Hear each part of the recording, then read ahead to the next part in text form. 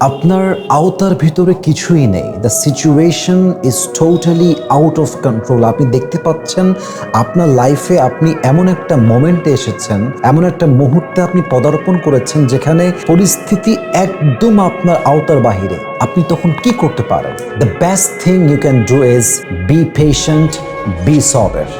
ঠিক সেই মুহূর্তে ধৈর্যের মতো হাতিয়ার আপনাকে সবচেয়ে বেশি আপন করতে হবে। মাথায় রাখবেন, আপনি দেখতে পাচ্ছেন যে প্রতিনিয়ত মানুষ আপনাকে কষ্ট দিয়েই যাচ্ছে, মানুষ আপনাকে ব্লেম দিয়েই যাচ্ছে।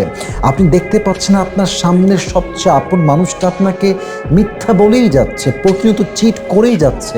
আপনি সব জানেন, বাট সেই মুহূর্তে সব কিছুকে ইগনোর করে, নজরআন্দাজ করে যদি আপনি ধৈর্যের মতো বড় হাতিয়ারকে আপন করতে পারেন, বিশ্বাস রাখেন রবের রহমতের দরজা আপনার জন্য এত বিশাল আকারে খুলবে যে আপনি কল্পনাই করতে পারবেন না।